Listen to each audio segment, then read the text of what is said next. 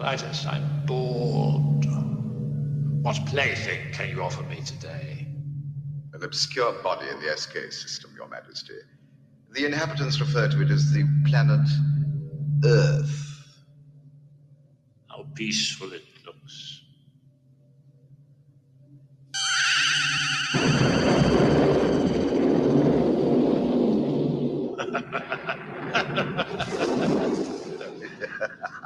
Most effective, Your Majesty. Will you destroy this Earth? Later. I like to play with things a while. Before annihilation.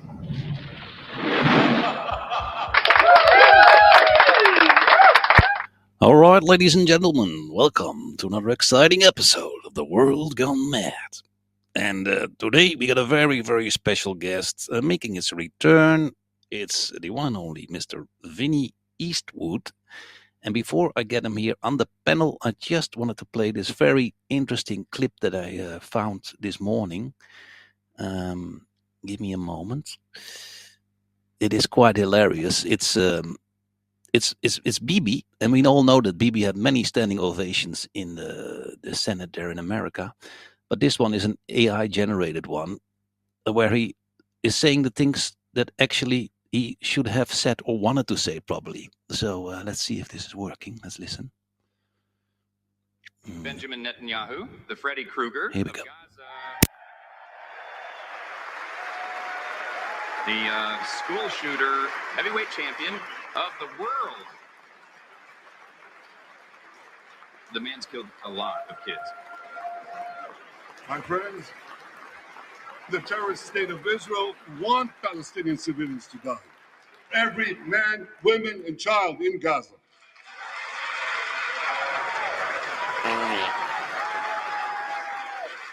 Israel's soldiers are deliberately targeting civilians. They fire rockets at schools, hospitals, mosques. They even shoot Palestinian women and children when they try to leave the war zone. Israel is deliberately starving the people of Gaza, all of them. We win, they lose.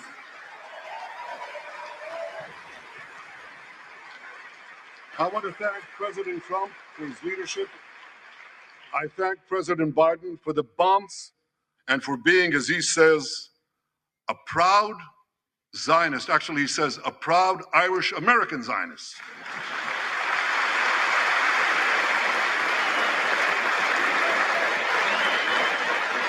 May God bless the great alliance between Israel and America forever.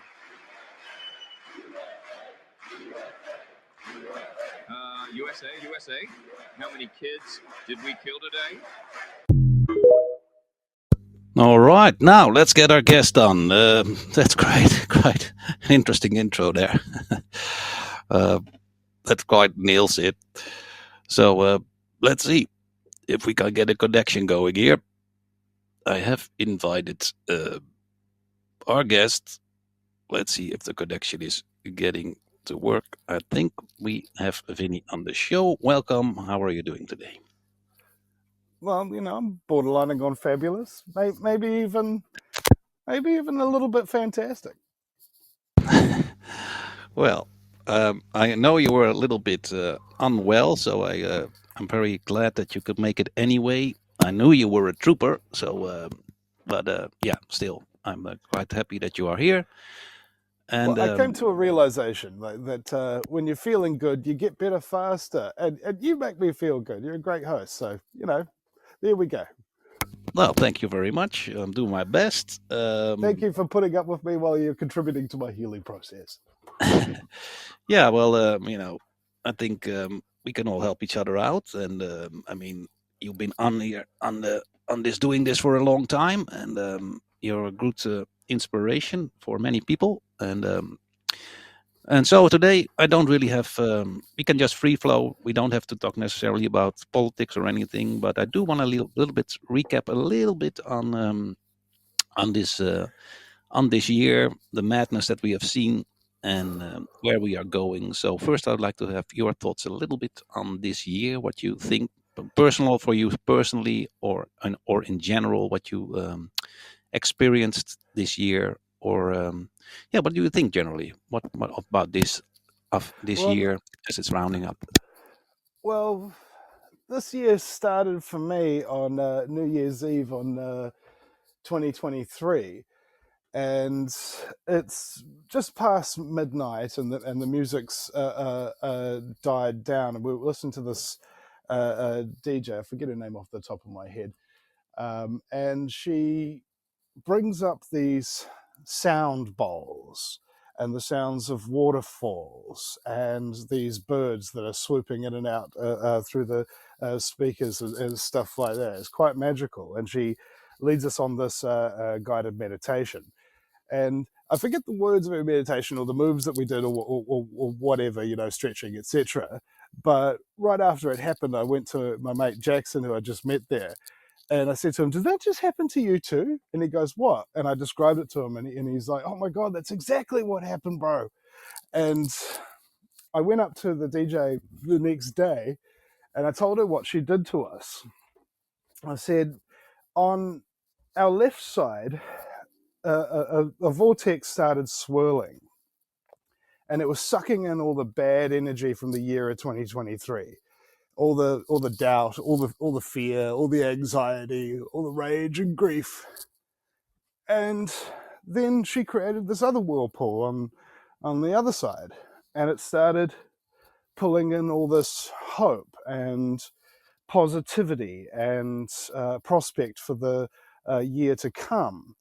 And then those two whirlpools turned into these giant waves that rose up and crashed into each other and then froze in place and then disintegrated into a million pieces of shining mirror. And then we all breathed in all that golden dust from it and released it. That's the experience I had. Never happened before. It's freaking unreal. And it worked quite remarkably. This year's been very big for me. I mean, I've had a lot of personal problems and difficulties with my ex and things like that. So it's been probably a very tough year for me. Probably one of the toughest I've been through in my life. Yet there's still this prospect for the future. I'm working on this script, and we're going to be shooting on my birthday. Actually, the 29th of December is my 40th birthday, from 1984 to 2024, and it'll be my 17th year of working full-time for the truth. And sometimes when you're working for the truth, you doubt yourself a little bit sometimes. And so not too long ago, maybe even a couple of weeks ago, I had to give my broadcast computer back because my ex needed it to do her work, and I didn't have anything to replace it. So I asked my listeners for 800 New Zealand dollars to get a new studio computer, so that secondhand, of course, but it does the job. And I raised that money in 72 hours. And it was kind of like a test for me. It's like, do people still really care about the message that I'm spreading? Do people really still support me in the ways, like if I need them, are they still there for me?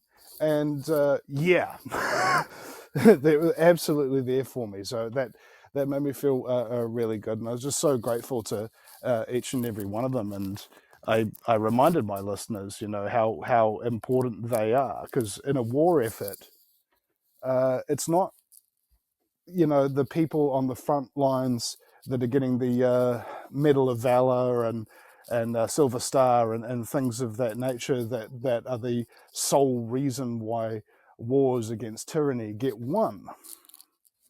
They get won because those people on the front lines have people on the back lines supporting them, bringing in supplies, ammunition, setting up kitchens and showers and bedding and things of that nature, so that you can survive more than one battle.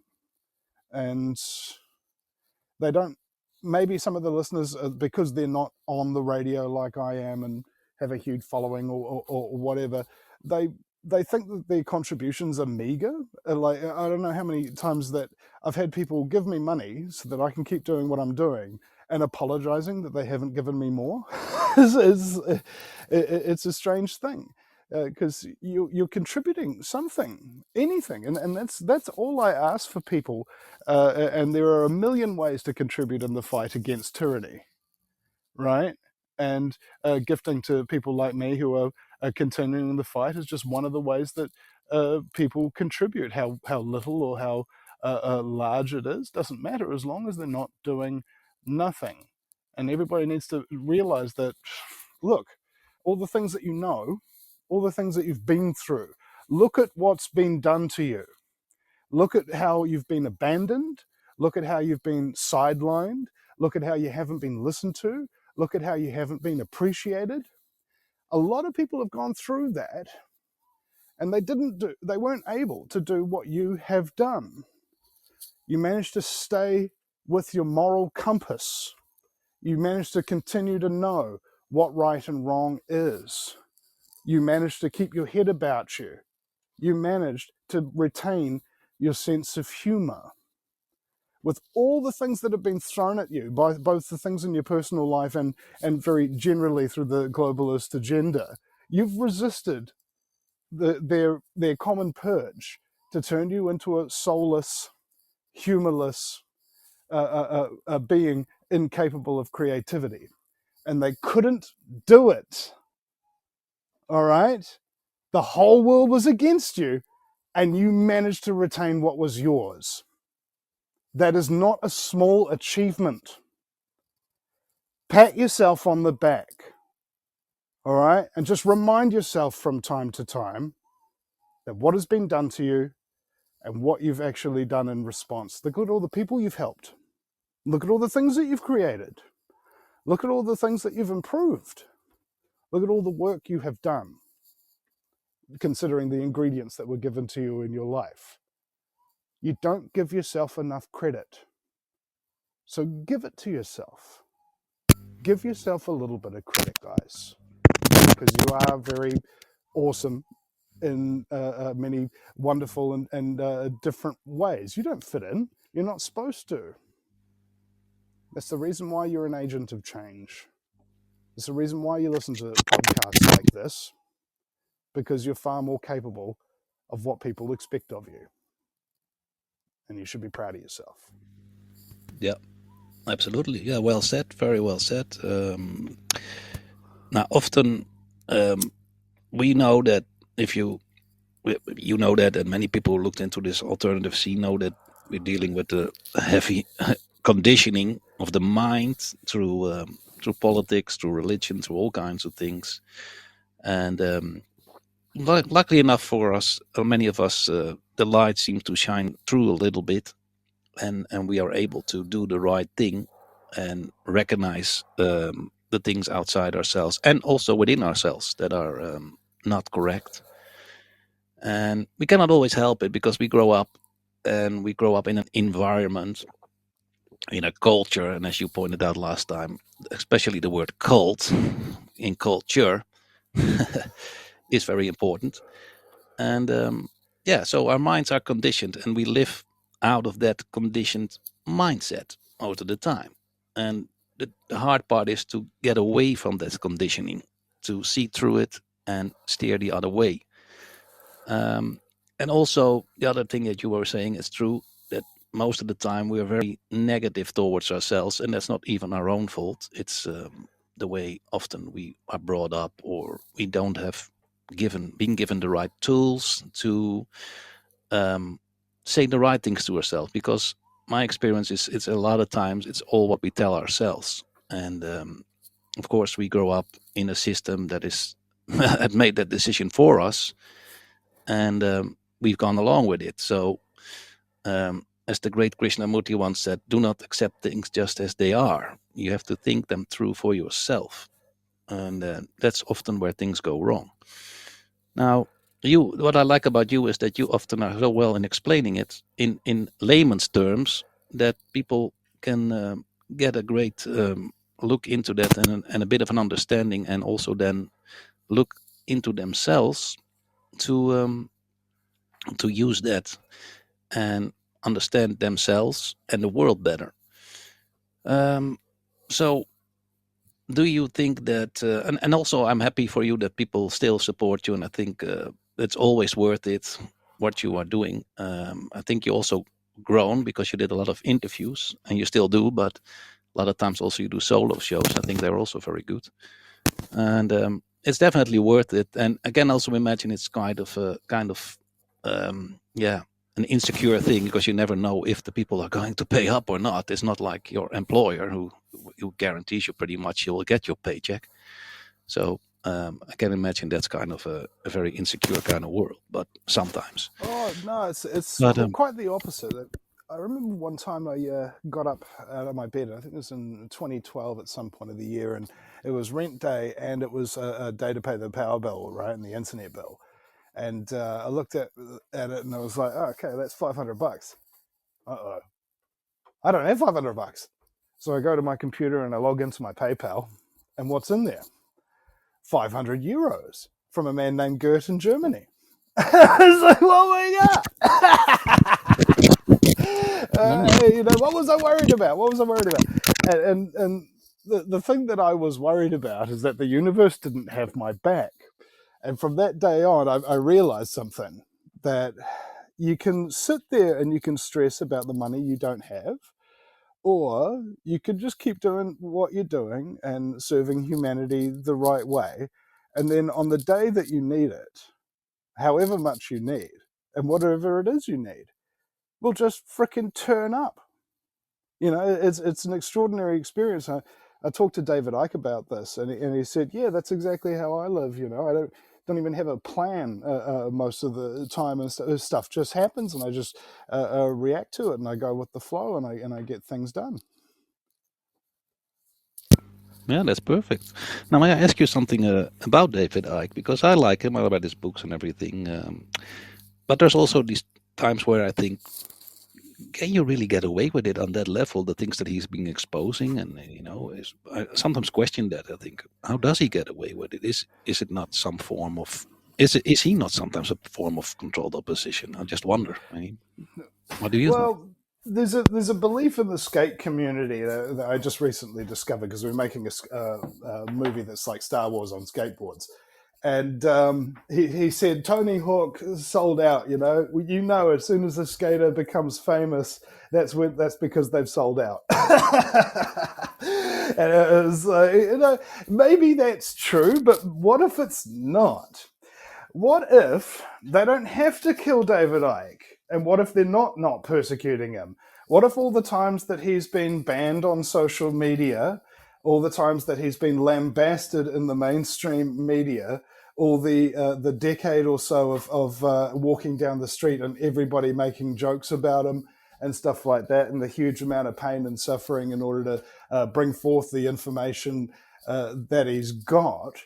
And what if that's what actually gave him the street cred? Because people realize that after such a long and harrowing experience to try and get the truth out about many, many things to people, the central one, of course, being that we are a form of infinite consciousness expressing itself in the universe in a unique way, and that the universe is incomplete without our input, and therefore we all must input something into reality that's good or evil, and we get to make a choice. That's basically, if you really boil down 10 hours of of David Icke, that's really what he's trying to tell people in a very general kind of way. And so the question is, why haven't they taken us all out? Well, there's a number of reasons why somebody wouldn't be taken out. The chief one is that they don't need to. All right, how many whistleblowers is David Icke bringing out? And exposing secret documents and things of that nature, in the way that, say, Julian Assange or Edward Snowden are doing. Like, they're actually bringing new information into it that's been stolen or declassified and things like that. State secrets, where you sign contracts and the contract is you don't tell anybody and you don't share this information or you're dead. right? And then these guys get persecuted and so on and so forth. So here's the question. Is it possible to tell the truth and reach a lot of people without getting assassinated? And the answer is most definitely yes. The question is, what truth are you telling? All right. And what kind of persecution will you do? So let's say, for instance, somebody starts telling the truth. There's already inbuilt countermeasures to stop people from doing it. For example, guy comes up to you and says, I want you to sell lies for a living. And as a reward, you will get money, cars, women, drugs, and fame, and all the famous people of the world that are actually of any power and influence will be your friends, and you'll go around to their houses and do drugs with them, right? Okay, cool. That's your reward for telling lies. And what about your reward for telling truth? Well, you're going to lose your friends. You're going to probably lose your job. You're going to struggle to survive. You're going to be some kind of social pariah. Okay, those are your rewards for it. Right, so immediately, anybody who starts telling truth has immediate social consequences for it. That's why there aren't that many of us, because not that many of us are strong enough to go their own way and just say, no, this is right.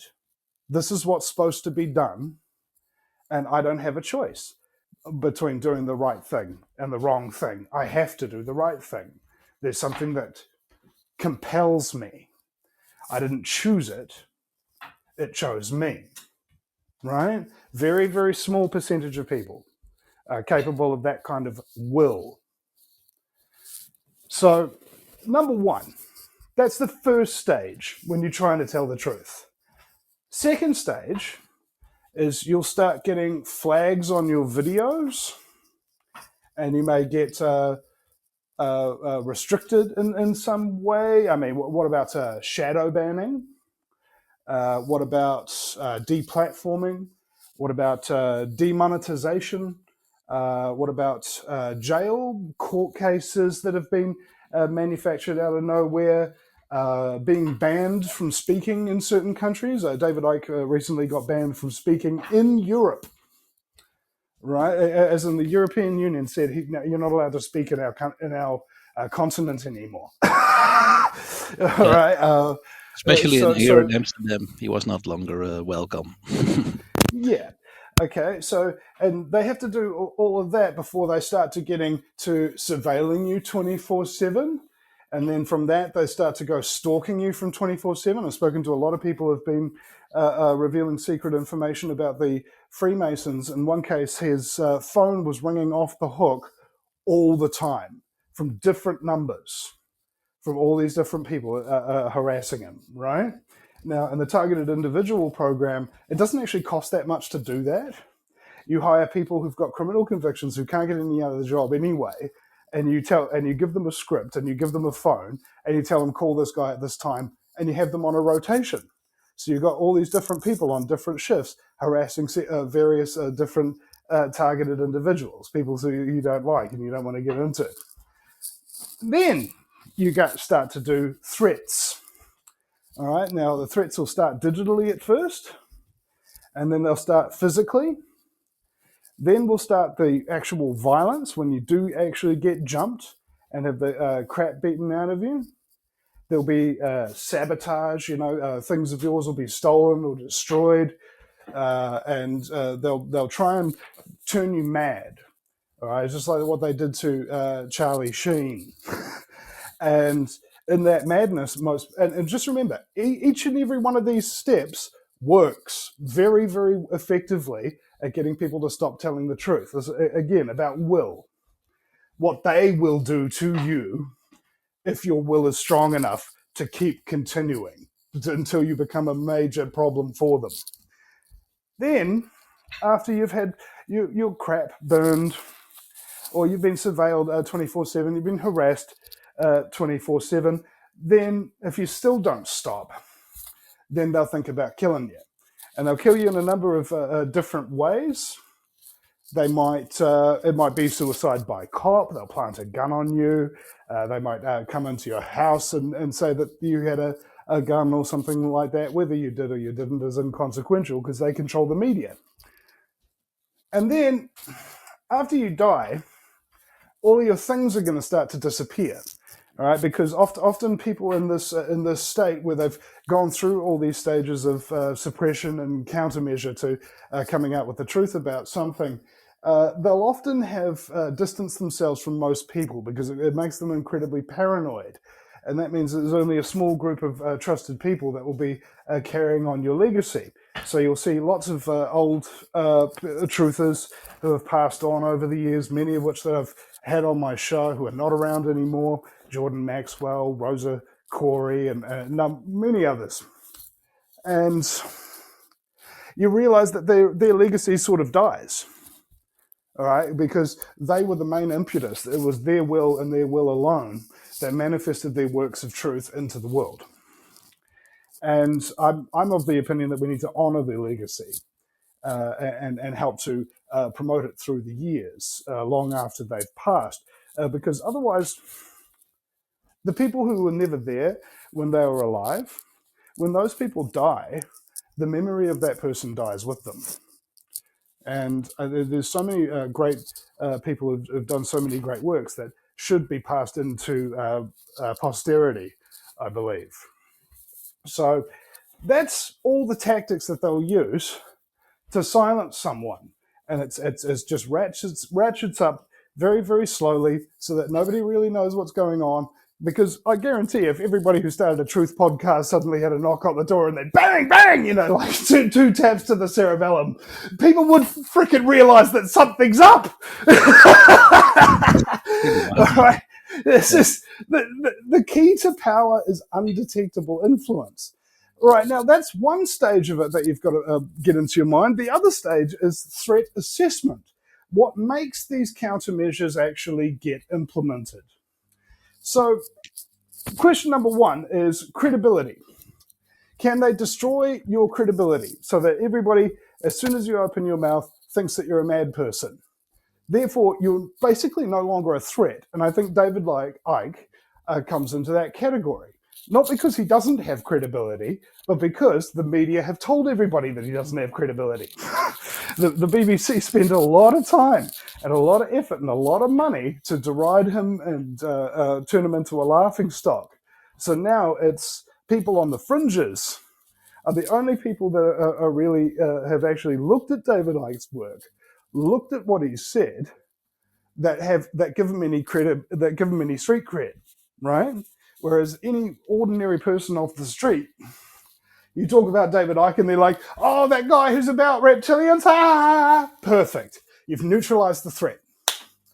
Okay? Done, dusted. Easy. We don't have to surveil him. We don't have to freaking completely deplatform him or anything like that because any stuff he does put out, people don't watch it. People don't want to listen to it because that guy's not credible. Yeah. Now, true. what are the other kinds of threats? During the COVID, with all the people who didn't go along with the narrative, they got sort of a similar treatment. Oh, they're crazy. There's conspiracy theorists. They don't listen to them, and it was the overwhelming majority that went along with that. Even also here in Amsterdam, the people, the tiny majority that didn't go along with it, they were treated horribly. So yep. On that level alone, it's also happening. These people know exactly what they're doing. They've been doing it for thousands of years, mate. And they've got all the old knowledge of the world of what makes a man or a woman tick, how to manipulate us, what our apathies are, what our passions are, all the things that we might think in any given situation. And they run a lot of research. That's part of the reason for the surveillance, is that all of these people in the world have a track record of what their preferences are. Those preferences allow these people to take that information in a statistical manner and craft stories that the majority are going to believe. All right, that's why it's so easy for them to stay in control. Number one, because they have all these countermeasures to make anybody who's coming out and telling the truth, even if you get to a certain stage, it's still not a threat. And the question is, what do you have to do in order to get killed? For example, you have to be in a credible situation and have a massive voice, and people haven't had to heard you before, and they don't have to do a whole bunch of research to realize that you know what you're talking about. For instance, there was a guy who discovered that they could hack into your car and make it turn abruptly into objects and things of that nature. This guy came out with this and put out an article. A couple of weeks later, he was driving down a straight road with a couple of palm trees on the side, and his car turned abruptly and crashed into one of those trees. All right? You'd think the guy should have seen it coming. Well, yeah. You would think so, yeah. All right? See, this is a big worldwide story kind of thing. So, and I've learned this over my career. Every time I've come up with a big story, interviewed something that's right in the news, right in the public consciousness, that really totally subverts it and gets the truth out in a very effective and highly viewed manner, boom, there come the countermeasures on me. So it's very, very difficult to prosper in that kind of environment where your whole idea is to tell the truth. You know, your whole idea is to give people a commentary on what it is. Like the Washington Post, there was a movie about it, and they said that the news is the first draft of history. So what we're doing is we're telling people the history of right now. Yeah. And that's going to be part of people's legacy. That's going to be part of people's consciousness. It's a huge responsibility. And what's difficult about that is the vast majority of talk radio show hosts, the good ones, the successful ones, don't have that higher level of consciousness, right? The people who take the mainstream jobs, I don't want to deride anybody who's doing those things. The old saying is they're good people. And it's like, no, they're not while they're doing those jobs. If they quit and start speaking out against them, that qualifies. But I'm sick of people talking about, oh, there's good cops, oh, there's good counselors, oh, there's good politicians and stuff like that. No, there's not. Look at what the fuck is going on. These people are all working in concert, and it's working perfectly. The ones who could speak out don't, because they're too afraid to lose their perks and things of that nature. And the ones that actually do speak out are derided and don't go very far, you know. And God bless them for actually trying, for actually doing something, you know, like Senator Malcolm Roberts, but in Australia, who's spoken out massively against the COVID spectacle. Whereas in New Zealand, we had a massive protest with like thousands and thousands of people camped out on Parliament lawn for months. Never seen it before. And not one single politician, over 100 New Zealand politicians that we've got who worked in that building right next to the campsite, came out to talk to them. They even signed an agreement between all of them. The opposition, the government, they all signed an agreement that they would not talk to the protesters. Jeez. All right, not one, bro. You know, that's how bad it is in this country. Wow. Yeah, we had a guy here in the Netherlands. He worked in we had a military sort of prison where he worked. He was the only one, and he figured out stuff, and he started speaking out. He went on back then Twitter, X, and he started exposing things, and he started to go to here at The Hague, where the politicians gather, and he started to talk to them respectfully with a camera, asking them questions, and of course they would deny most of the questions, but yeah, they went after him, and they managed to get him in jail for a while, but he got out, and but he was really actively working to put the truth out, and yeah, they put the tactics, like you said, they put the tactics on him as well. And it seems also the bigger you get, the more, of course, problems you get. And it's very interesting that they all work in concert. Now, I want to switch a little bit to something that I find very fascinating. I've been looking into it for now 2 years almost, and there's this guy, I don't know if you know him, Mark Devlin. He's talking a lot about the music industry and how I've had him on my show. Interesting things going on there behind the scenes, namely through the Tavistock Institute, who they probably have created the Beatles and the Stones and all these kind of things, and looking into the aspects of Satanism and Aleister Crowley that they worship so much, from Black Sabbath to Led Zeppelin, Jimmy Page, the Rolling Stones, the Beatles, and how that basically was a concept to change culture from the 60s onwards.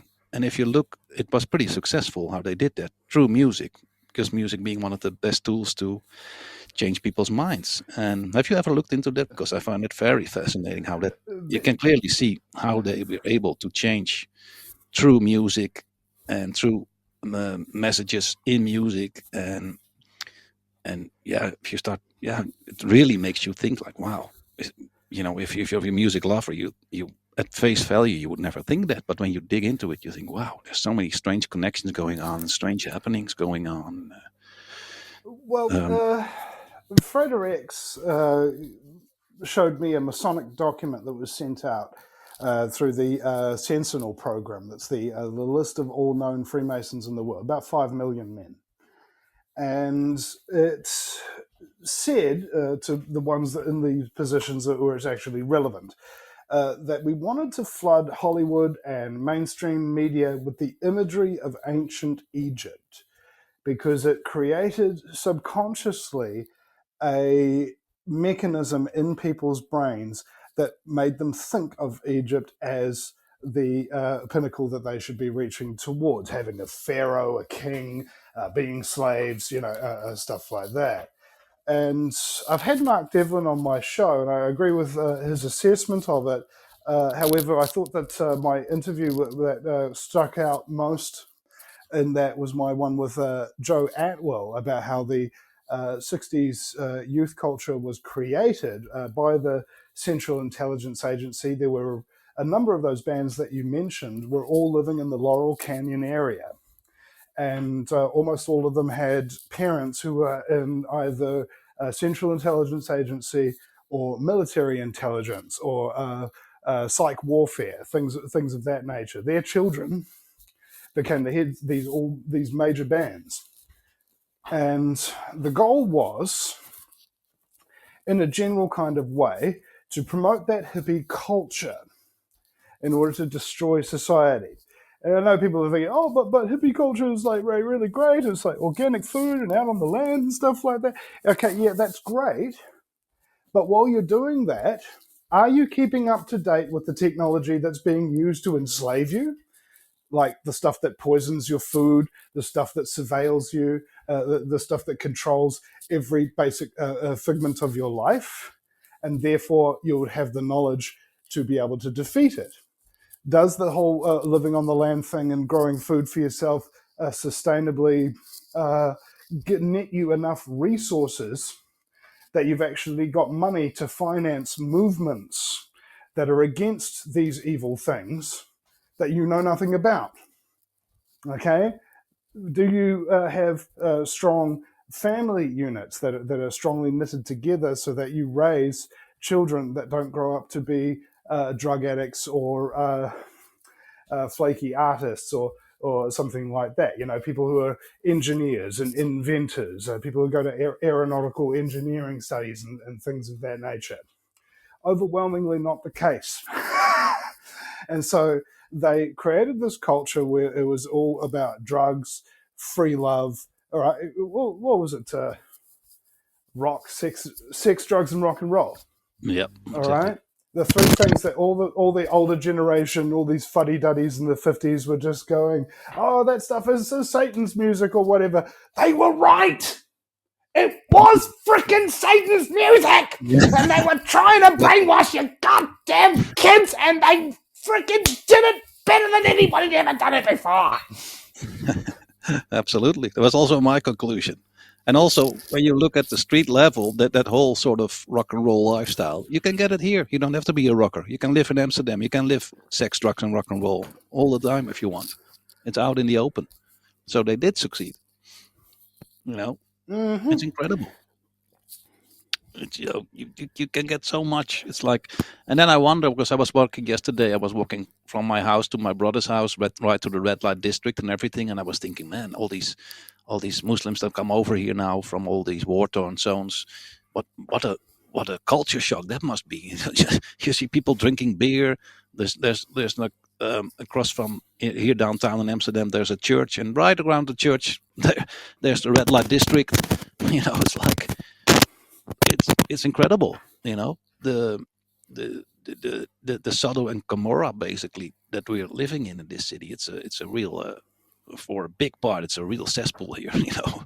If you really, and that's just on the surface of it. If you would really go into into the into the lifestyles and the clubs and into the scenes, it gets more filthy and all that stuff. So yeah, Well, it's people, really incredible, and that's all gone. That's why I find it so interesting. That's all done through this whole 60s movement, the so-called counterculture and the free love, and I'm sure there was some good intention in it as well, but generally the idea behind it was not good at all. And well, the if road you to hell, paved with good intentions. oh, absolutely, yeah, absolutely. And the what have you yourself also looked into it? Because yeah, the military aspect to it is very interesting, and Mark Devlin pointed out, and others have pointed it out very well. Um, So it comes down to a common misunderstanding that Satanism is about sacrificing goats and reading from dark tomes and things of that nature. And while that may happen in certain satanic rituals, the main tenet of Satanism, according to a Satanist, is a love affair with the self, loving yourself more and better than anything else. It's like, that's not me. I love mankind and freedom more than I love myself, and I'm willing to sacrifice myself in order to ensure the protection of them. And that's the difference between somebody who walks in the light of God and somebody who walks in the darkness of Satan, is that we are able to give up what we think we want because it's the right thing to do. And we're happy with that choice. yeah, absolutely. Yeah. Then also you have to go into the question of pleasure, which is so constantly around us. The search for pleasure, which if you go, Well, on that point, just before I lose the thought, the pleasure center of your brain, it has a very strong connection to the pain centers of your brain. And what that means is effectively is that the more you suffer, the less pleasure you need in order to feel great pleasure. Okay? So if your life is incredibly comfortable all the time, you're going to need to have lots and lots and lots of pleasures in order to even feel something. But if your life is hard and difficult and constrained by limitations, any little reprieve that you get from those feels freaking amazing. And I thought that's why we need to be motivated to really work, right? And do what Mark Passio has correctly identified as the great work, which is to end slavery. Slavery of all things, slavery of the mind, slavery of the body, slavery of the soul, slavery to money, slavery to frickin' pharmaceutical industries, whatever. It's all top-down control mechanisms, and the only thing that can really dismantle collectivism is the individual. yeah, yeah, that's well said. Yeah, absolutely.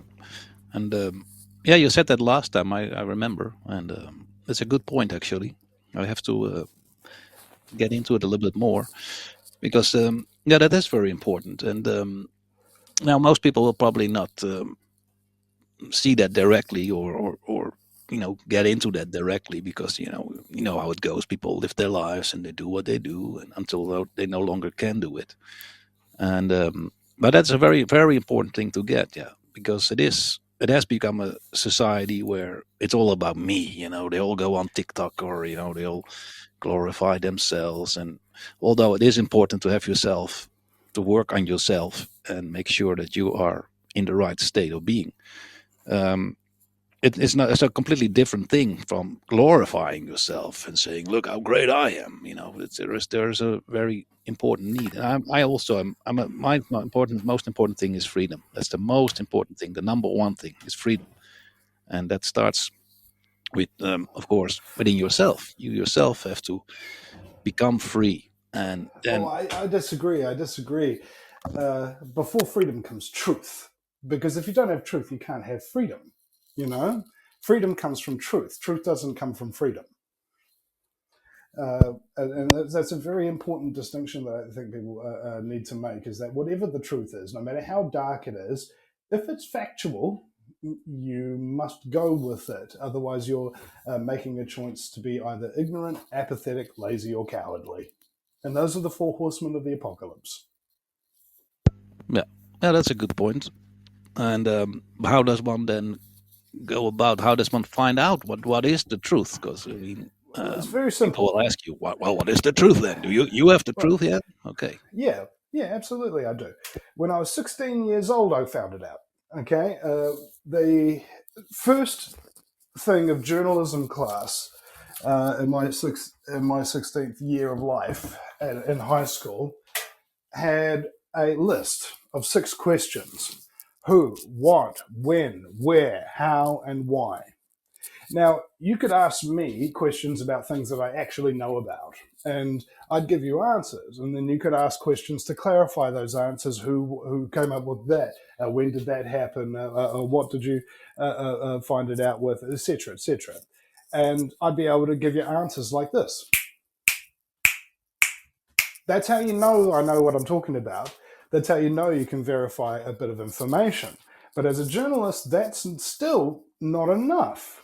The second thing is the 3 sources, at least, who don't know each other, do not have a relationship of any kind, who can look at any event, regardless what it is, and tell you basically exactly the same thing, word for word, without them ever having any contact with each other.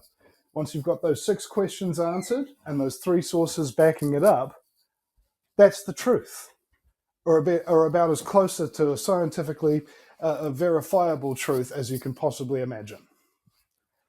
All right. Now, people don't know this skill, and it's tied to the 6 dimensions of reality.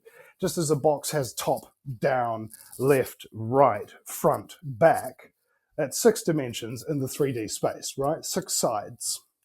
And just like that, truth, instead of up, down, left, right, front, back, it's who, what, when, where, why, how. Okay?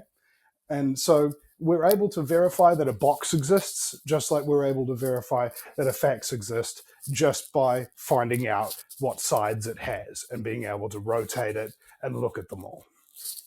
That's why dyslexics make such great journalists. They can't spell for shit, but they can look at a Rubik's Cube, just as an example, and see all the sides simultaneously. They look at one side, but they can see all of them. That's why they're able to investigate large, complex issues and compress them into a form that's understandable. And that's also why they can't spell, because they don't see an L or an R in the right way. It seems to be upside down. It seems to be back to front. It seems to be flat. You see? This is why they have trouble sometimes pronouncing words or spelling them, because they don't see the reality that we perceive to be real. They see it a little bit deeper and a little bit more complex. I talked to the historian of the New Zealand headhunters gang. There's a gang imported from Australia with the help of New Zealand police to sell methamphetamine to the lower socioeconomic peoples in South Auckland. And he was appointed the historian at a very young age, because the head of the gang saw that when he was at the table, if he went back to ask him questions about who said what, or in what tone they said it, or what they meant what they said, this kid had the answer. He could hear what everybody was saying and understand it and recall it, you know? So, and he's dyslexic as. So, on that note, a lot of us, get diagnosed with what's called mental illness. And what they do is they create things in cults. They create words. I heard this term neurodiversity recently, and my brain goes, "Oh, that's a new word that I don't know the meaning of. It must have been manufactured by a cult in order to justify selling drugs to people or something." Or, that's just how I think. I mean, one time my wife, she said, "Oh, baby, there was a truck bomb that was defused in Times Square." I go immediately off the top of my head, "Oh, don't worry about it, baby. It was probably just the FBI," and it was. Probably. They say that some things are not always as they seem, but sometimes that's exactly what they are. Absolutely, yeah. That's a good point, actually, because I recently, the last months, looking into these things, you start to see the picture, especially like I've been following a lot what's happening in the Middle East, and then you look at all these so-called terrorist groups that are, now this Giuliani there, he was on the list for, most wanted terrorist. Now suddenly he's the freedom fighter. Then you start to say, wait a minute, these are terrorists, and suddenly they're not terrorists, and you see that it's all a game. It's all being played. It's all being financed. It's all being set up. And once you reach that level, you start to see a little bit more clear. You're like, okay, Do you remember Tim Osman? It was the name that Osama bin Laden took while he was working for the CIA, setting up the Mujahideen in Afghanistan, or Al Qaeda, as it later got named. The reason why it was called Al Qaeda is because in Arabic, Al Qaeda means the database, and the CIA had the database of all the known terrorist groups and things of that nature that they themselves had trained and armed and equipped. Yeah. All right. Now, here's the thing. If you are a ruthless totalitarian government, would you just go around messing with people in your own name or in order to accomplish your objectives? Or would you set up certain people to play the bad guy and that you would come in and appear as the savior? All right? It's something John Ansel, one of my mentors, taught me, is that if you were to teach a child about good and evil, all right, about there's goodies, that there's baddies, but what does a goodie look like? Well, a goodie looks like a good person, right? Okay. But if I were a really good baddie, ha ha ha ha ha, wouldn't I also try to appear to look good? Yeah. Most likely.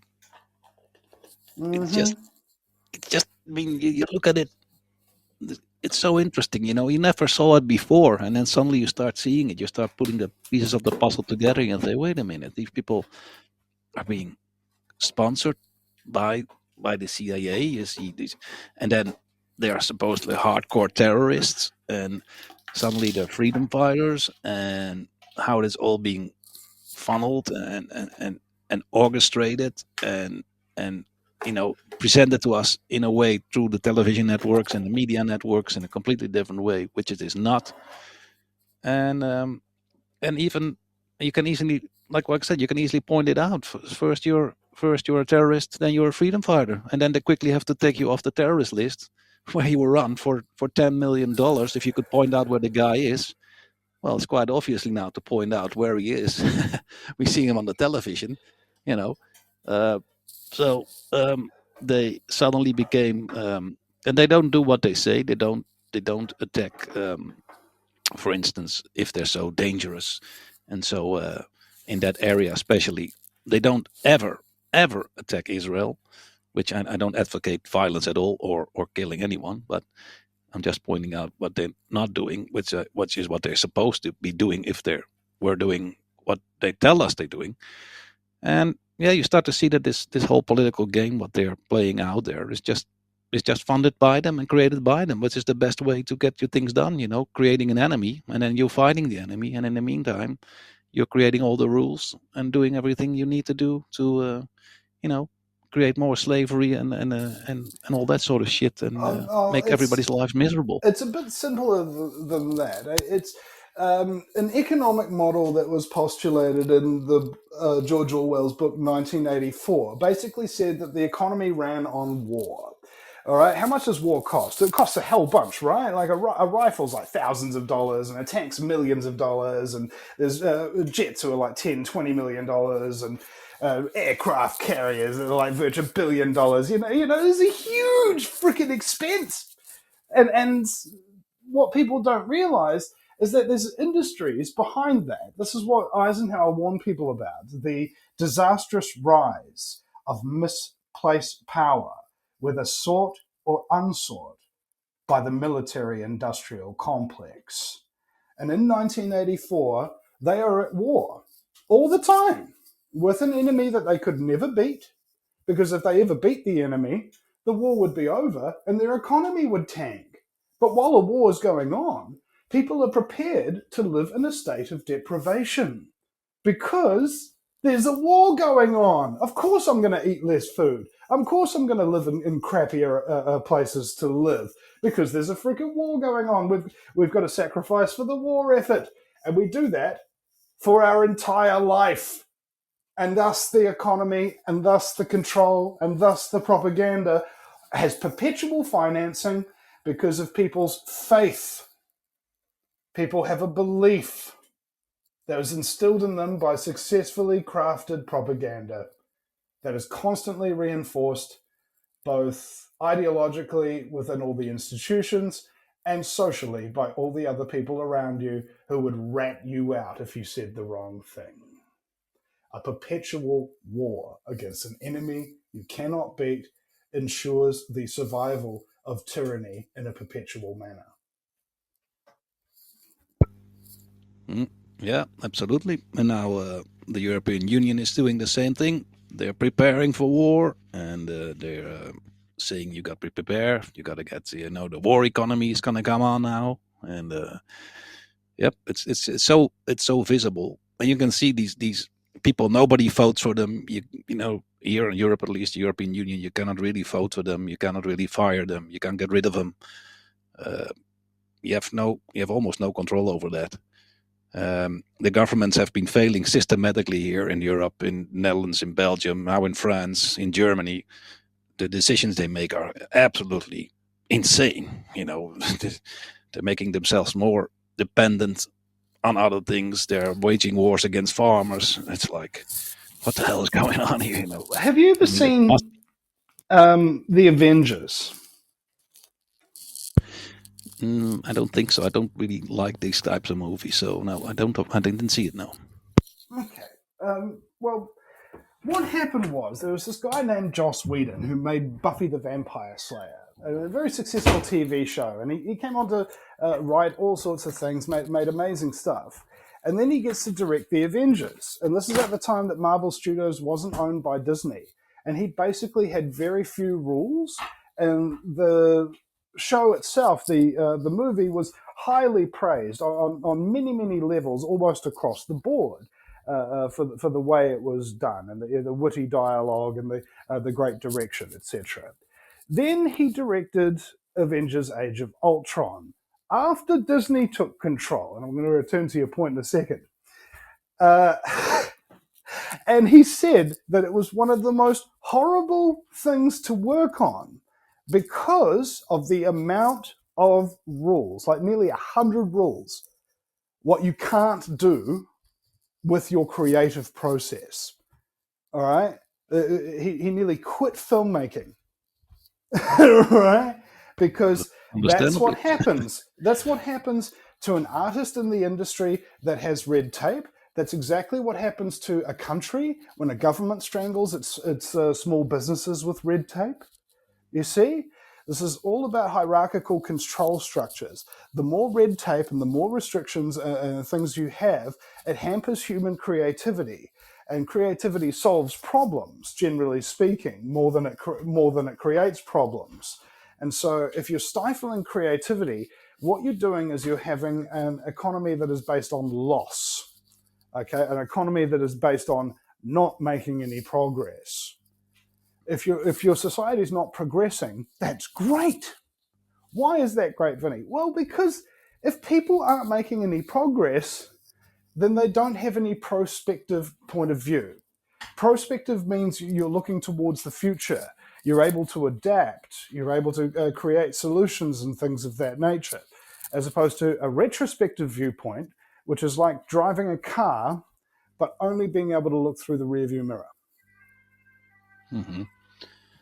Absolutely, and that brings me actually to the thing that we are dealing now with very rapidly, the rise of AI, and the that's kind of the supposedly to take over our creativity, or maybe keep us in check or whatever. But it's now coming up very quickly. It's incredible how fast it goes.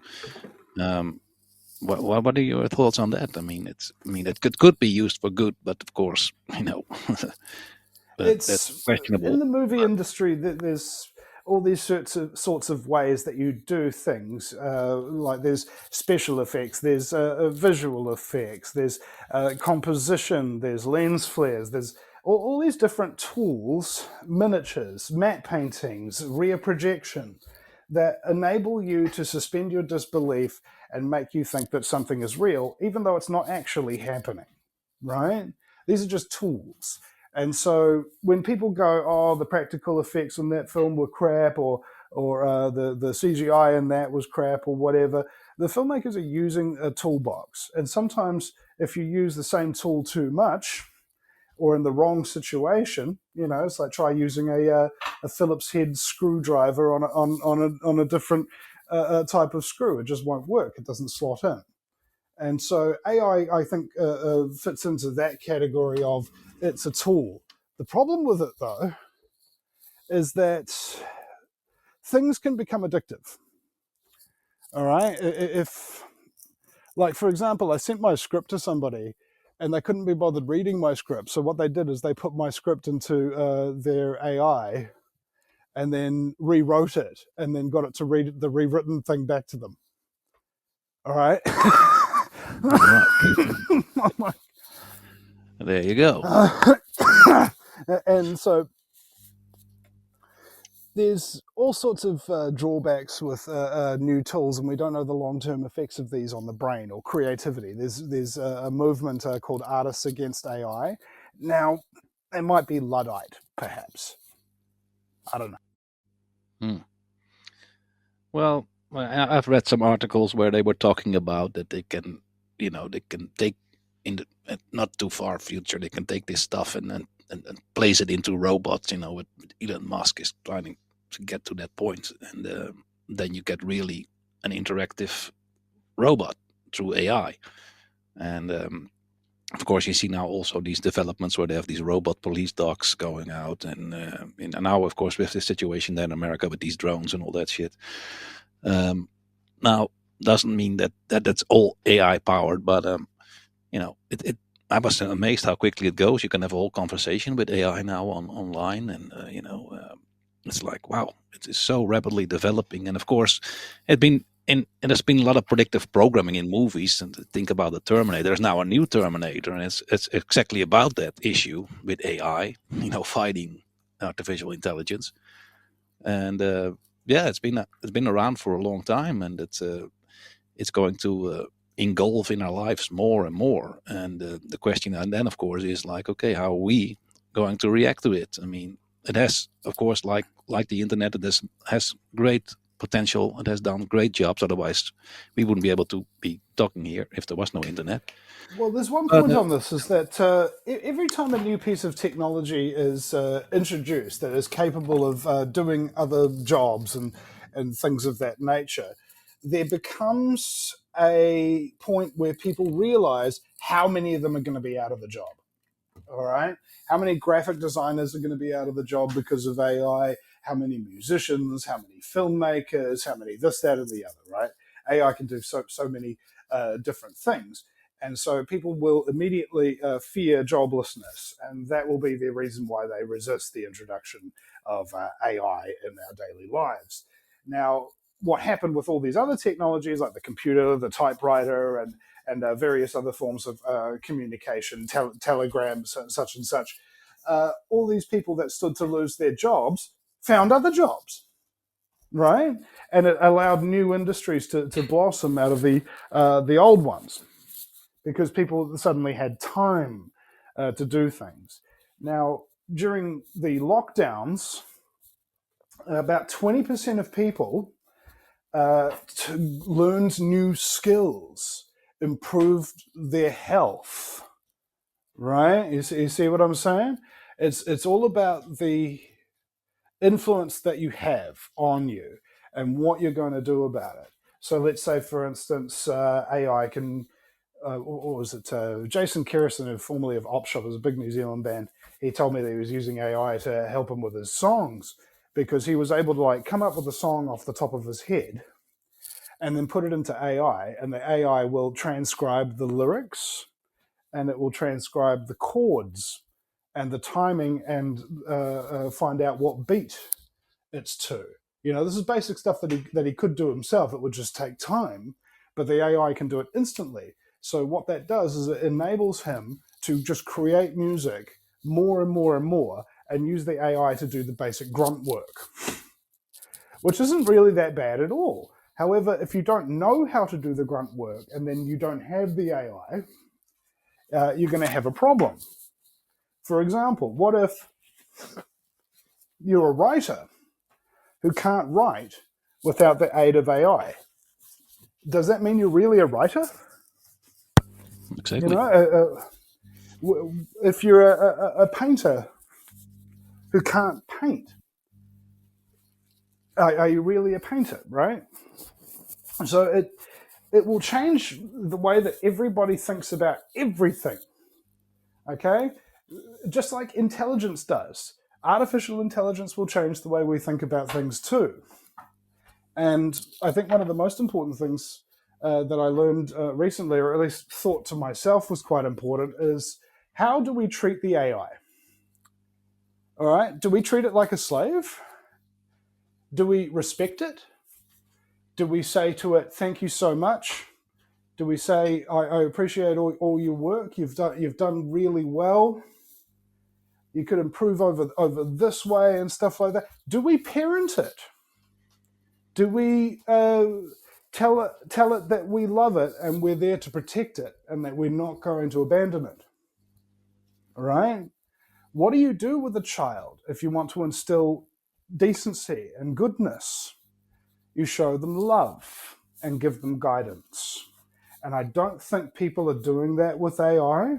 And that is probably the reason why AI will eventually not work for us, but force us to work for it, because that's all it knows. All it knows is doing what it's told. Mm-hmm. No, that's an interesting point, yeah. So do you think there's like a sort of symbiotic relationship with us and the AI, that we do have an influence over AI? Well, we're the ones who created it, so therefore we have influence over it. The question is, what do we know what we're creating? Like if I'm creating a script or a radio show, what is its ongoing effects? Like I've done radio shows where people will come to me and say that I've saved them like 10 years of stress that they used to have over a particular issue, because they just didn't fully understand it until I explained it in the way that I explain things. Or I've done scripts that people say it's amazing, it's a masterpiece, you know, it gave me goosebumps, etc., etc. I do these things, they're great, and they help people to have a more enriched life. The question is, why am I doing that? All right, why does AI do what it does? Does it want to do it? Is it being ordered? I mean, the reason I do it is the same reason all artists do anything, or at least this is my theory, that my producer for music, he told me that all great artists are very broken people. That's where the talent comes from. It comes from insight into the human condition because they've actually experienced life and the darkness that entails. And so I took that thought a little bit further when I was working on a film set. And all these people are broken people, I thought to myself. So why are they doing this? And I thought about myself. How am I feeling right now while I'm doing this? Well, I feel excited. I feel energetic. And I feel like I've got value. And I feel like I'm getting respect, and it's helping my self-worth. And if all artists are broken people, they suffer from a problem of projecting their own self-worth. And they don't feel appreciated. And they need to be appreciated and reminded of their self-worth. And so that's why they create things, so that they'll get that feedback from people that helps to therapeutize their traumas. Oh, that's a good point. And also that makes me think what you just said, that a lot of, we're going back to Mark Devlin, a lot of these artists are not broken people because they come from very good backgrounds, Oh, no, I doubt that very much. If you've got family in intelligence industries and things of that nature, what was his name? Michael C. Rupert, for example, from thewilderness.com, he committed suicide.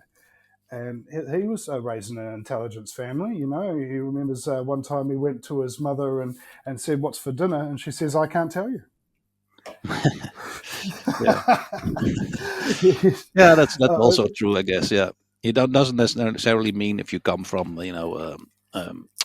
well-to-do families that you automatically have a great life. That's also true. Yeah, and also that's the well-to-do families' public persona, and then there's their private persona. Do they hit their children? Do they punish them in weird and scary ways? Do they have unclear rules and unclear boundaries, so the child's always on edge, not knowing what right and wrong is? Do they purposely? This is another question I had. Is that, do they purposely traumatize their own children so that they can have the gifts that artists have? All right, the gifts and the baggage, the gifts and the curse. Right, because that's what happens. If you've got a gift, a talent, and you don't share that talent with the world, that talent becomes a curse. And you'll start to hate the world.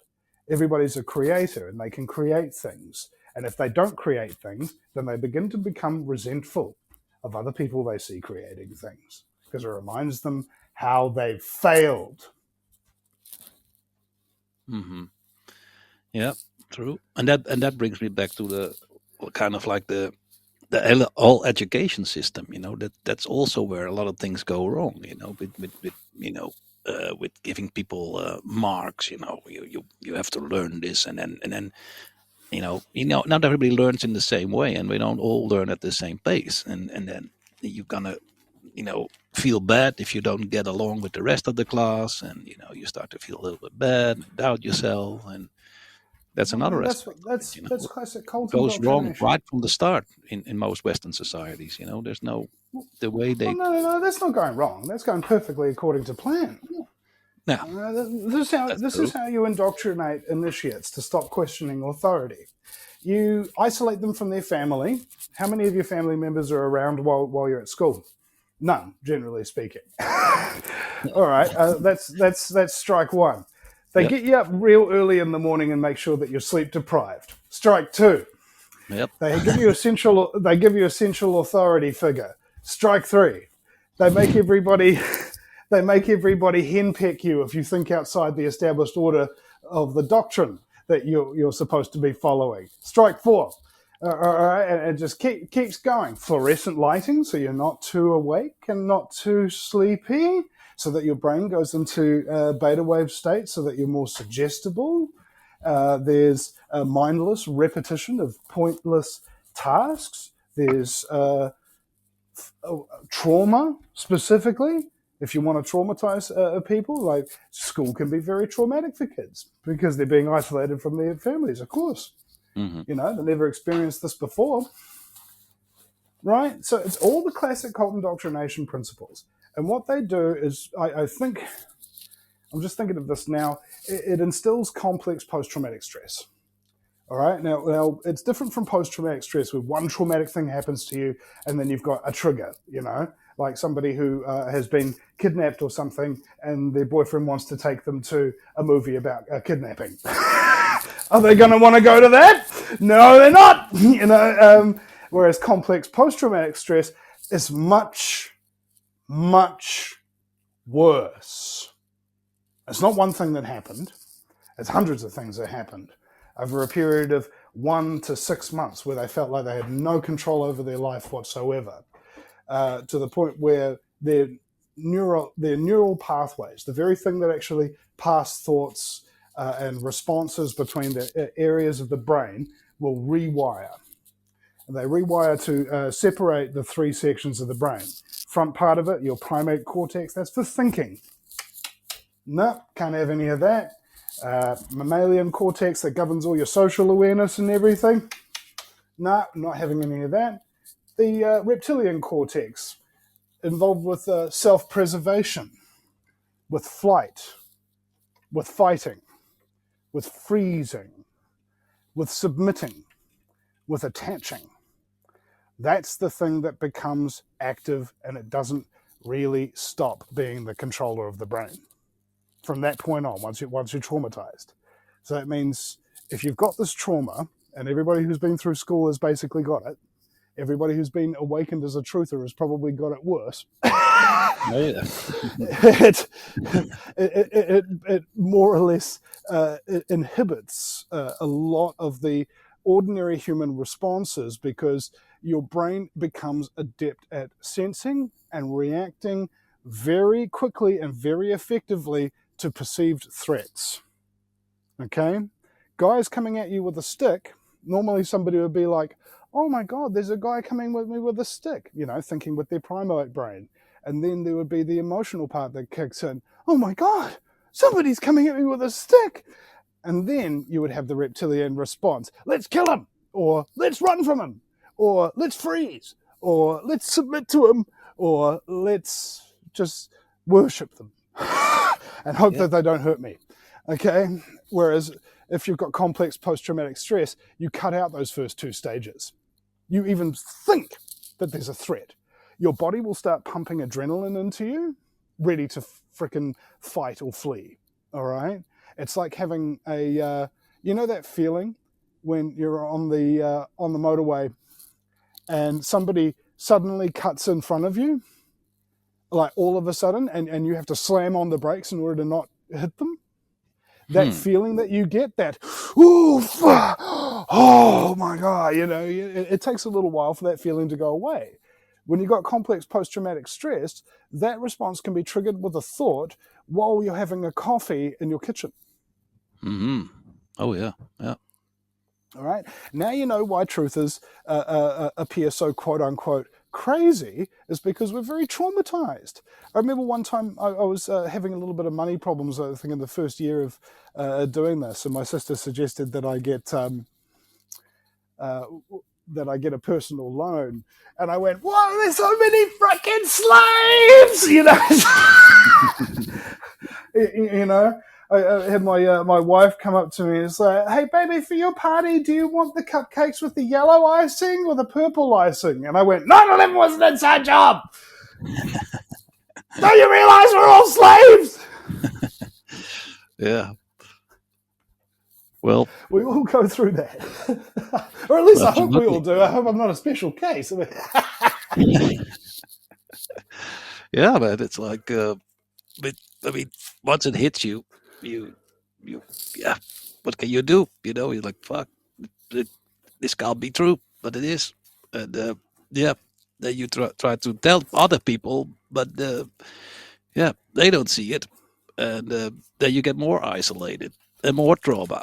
Yeah, and many people experienced it during the corona, and that's why also now you get a little bit more sympathy, but it's still an ongoing fight, and it's good to decipher it. But what do you suggest? What is there any way that we could make some steps, Well, because like you mentioned in the beginning, and I agree, there's we have to do something, and we cognitive. can all do something. Well, first, there's two real things. Is cognitive behavioral therapy, which is when you have that threat response, try as hard as you can not to react. All right, and just like try to think as hard as you can. Just try to think about anything, even naming things on the wall. Okay, there's a coat hanger there. There's a light switch. There's a door handle. There's a curtains, and your brain gets distracted from the stress response. And if you feel like you're having a stress response start to come on because you're having thoughts about somebody in your life that's difficult, or a financial situation or something of that nature, and it's not a threat that's right in front of you, I came up with this little 30-second meditation. Would you like to do it with me? Sure, yeah. Okay. Close your eyes and repeat after me. All right. Where am I? Where am Where I? am I? Where am I? I'm right here. I'm right here. What time is it? What time is it? It's right now. It is right now. Is there a threat coming to kill me in the next 60 seconds? Well, is there a threat coming to kill me in the next 60 seconds? I can't look around now, but no. Yeah. Nope. Take a deep breath.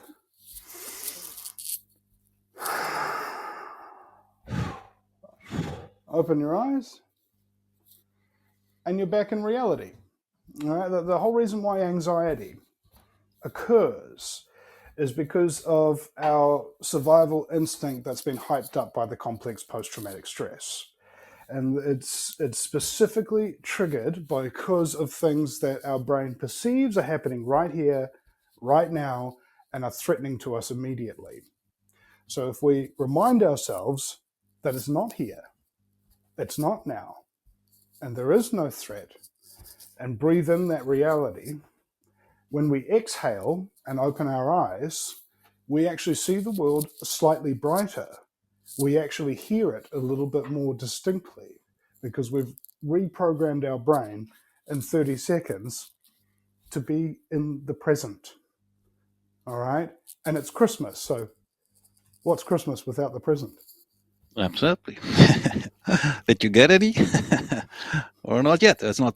We're not yet there, of course. But yeah. Well, what was it? Darth Vader on the Star Wars Christmas special. It should have been, Luke, I know what you're getting for Christmas. I have felt your presence. Yeah, exactly. That also reminds me, actually, that what is your concept of time? Because inward psychologically, there is really no time. So it's good to remind yourself. And also, I remember years ago, I was suffering for a little while from panic attacks. But what did help me was to just start counting. I just started counting to get away from those thoughts, from the panic. I did that last night. Yeah, man. I don't know, for some reason when I got into the tram here, I just started to feel panic, and then I just started to count, and then yeah, it disappeared. It's really a good tool indeed to realize that you are here, and also realize that, because a lot of anxiety also comes from time, the time pressure. I gotta do this, I gotta go there, and or looking back in time, or looking forward in time. So what is time actually? That's the other question then. Well, time's the fourth dimension, all right? We live in three-dimensional space. First dimension's a dot, second dimension's a line, third dimension's a box, the fourth dimension is the box moving through time, all right? The fifth dimension is sort of like what Dr. Anthony Peakes called the morphic field. It's space and time existing at the same time, as well as the future and the past. Okay, that's where all your inspiration comes from. That's where all your original ideas come from. You're just downloading them through that fifth dimension, because our brain is a conduit for it. Because the tree's an upside down plant. I mean, or rather, mankind is an upside down plant. Yeah, our roots are in the universe, because if you look at the brain, it looks like a root structure, and our fronds of our tree are our arms and legs. And we're supposed to download that stuff and create stuff, and that's the whole thing. What was it? Tesla said is that he disagreed with Edison that it was 1% inspiration and 99% perspiration. He said it's the opposite. It's 99% inspiration. Yeah, and As soon as you have an original idea, you then take that idea from the fifth dimension, and you spend your fourth dimensional time willing it into the three-dimensional universe. Only there can other people see it, hear it, smell it, taste it, touch it, whatever your art form is. You know, you could be building cars for all I know. And that's basically the point of your existence, other than learning the who, what, when, where, why, how, and learning a skill and then passing on that knowledge and those skills to future generations. That's basically the real point of all of our lives. yeah, that makes a lot of sense. Absolutely. I mean, I was reading in this book by Krishnamurti, and he was also talking about that the mind is immeasurable, and that makes you wonder and understand why there's so much conditioning going on. You know, they don't want that mindset to too much to go out there and reach those let those roots really settle and grab that info and use it for something productive and creative. And yeah, it all starts to make sense if you think about it. It's a really There's good a movie point. called Avatar, and they plug this sci-fi node into the root of a tree, and they do a scan, and they realize that all the trees are communicating with each other. And because our roots of our brains communicate with the cosmos, usually through our hair, we've got a DNA strand, what David Icke taught me was called a fractal antenna. And they did these tests on Native American trackers when they inducted them into the US military in World War II. Like, they bring in these guys, and they were able to look at a footprint that an animal made, and they'd be able to tell you what mood that animal was in and where it was likely to go next, right? They could see stuff. And then they brought them in for basic training, and they shaved all their long hair off. And then they have, oh, there's a footprint right there. What do you see? And he goes, a footprint? So the officer's like really curious about this, and he's like, how come before they cut their hair, let's take some new recruits and let's not cut their hair and run some tests. And one of the tests was you'd be sleeping by fire, just lie there, fall asleep. And one guy's going to come up on you with a fake knife, and he's going to get the knife around your throat while you're asleep, and then he wins. You win if you either A, wake up before he gets there and get away, or B, you wake up before he gets there and you pretend to be asleep, and then you get the knife around his throat. Mm-hmm. Double points. Indeed. And the Native American guys who are in basic training who had their head shaved failed the test every single time. And the ones who had their long hair passed the test every single time. This is because these are our antenna. This is how we withdraw information. All these old witchy chicks out there have extremely long hair and stuff like that. There's a reason for that. There's a reason why they can seem to instinctually come up with stuff. It's because they're communicating, they're listening, they're channeling the information that is just there. You just have to be able to download it as the thing. If you don't connect your modem, how much internet are you going to get? Exactly. And that's probably why the skinheads never get anywhere. And also, is it just for hair on your head, or like beard hair? Is that also connected? Because you always see these wizards. Yes, it is. And there's a reason the wizards have long beards as well. It's more and more antenna the more that you've got, you know. If women who have shaved pubic hair who don't have very good instincts in dating, I wonder why. Maybe because the signals that they could be receiving otherwise from those antennae down there aren't interpreting things correctly or perceptively as they maybe should. Yeah, Who knows? true. Just a theory. It's all about the hair then. What about the hair on the legs and arms? Is that involved in anything as well? You know, me, I pride myself on it. You know, I'm not hairy. I consider myself full fair.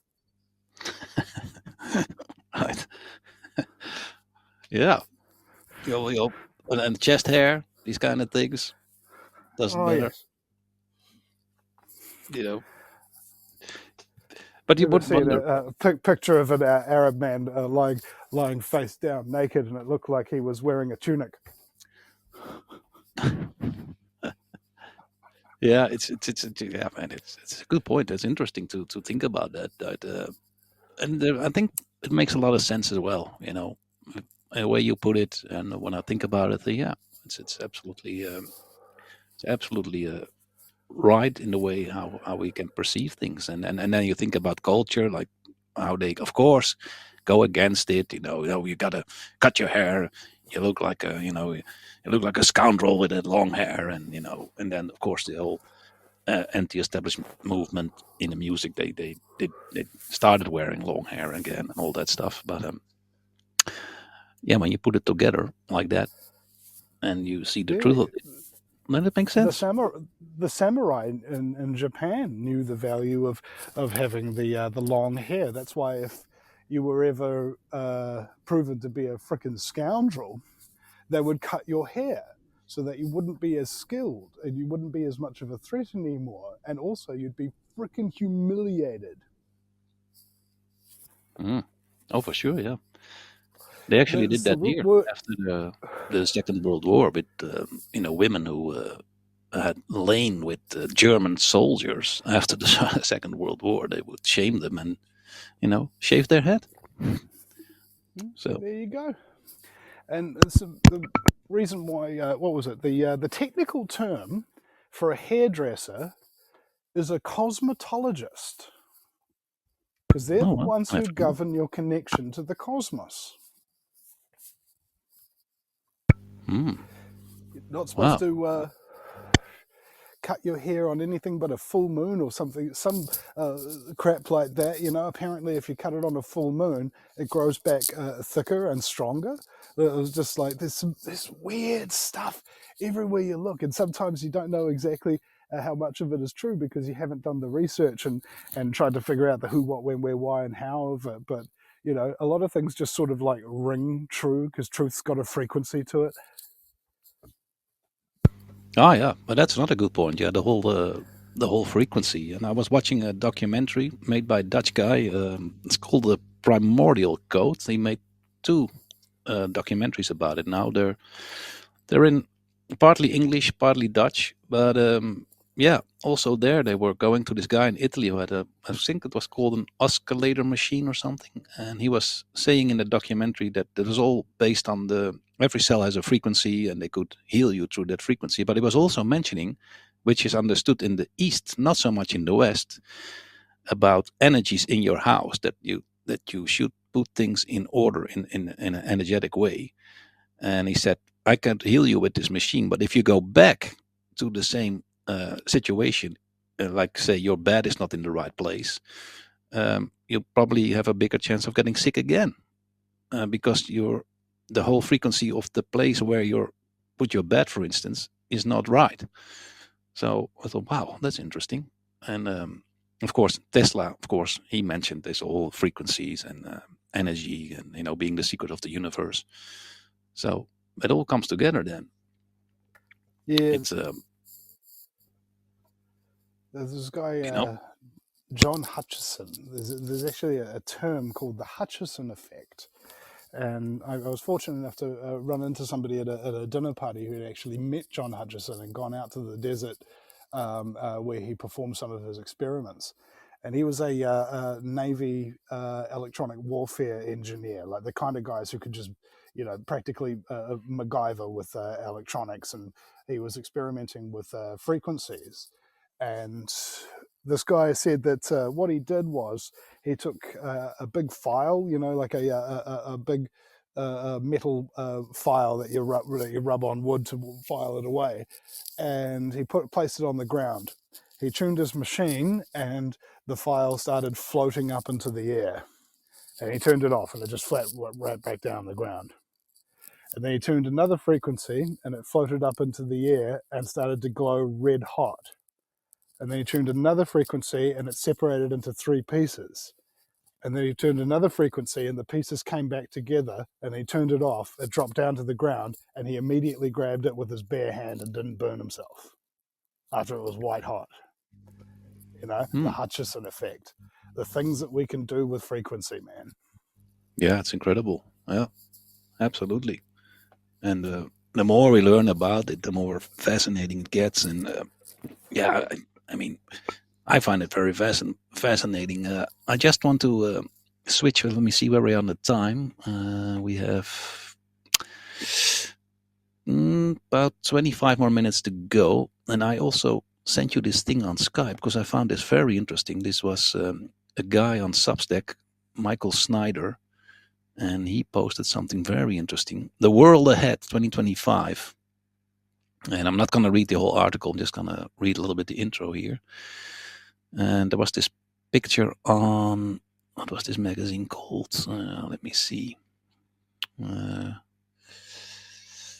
have to go scroll up a bit. The Economist. So they publish every year, but they are doing a little bit of predictive programming apparently. So, and they had a very interesting front cover. And right on top, you see actually Saturn. That's already interesting. And then there's Trump in the middle. Are they expecting 2025 to be a dark and ominous year? So they are talking about this. There's a black and white image of Donald Trump outlined in red. He's right in the center of the cover. Obviously, you expect him to be the center of attention. Interestingly, a raised red flag that is outlined in the red can be seen near the bottom of the cover. Needless to say, a raised fist is often used as a symbol of resistance to Trump.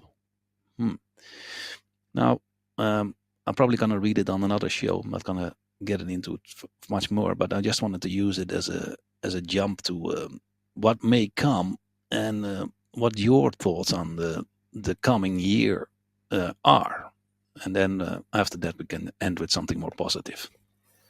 Well, maybe I could do both. I think after doing this for coming up on 17 years now, exploring every conspiracy and every claim and every prediction and things like that, I think maybe twice, sometimes up to 4 times a year, somebody will come up with a prediction that becomes particularly well known, that the world's going to end or something really, really bad is going to happen. And in that time, none of those things have happened. So, Exactly. I'm still here, Yeah. So my theory is that fear sells. All right, just like sex. Sure, yeah. But fear sells in a different way. It's not dealing with a primordial, much terribly lower basic instinct like sex. It's dealing with the sense of dread of self-preservation.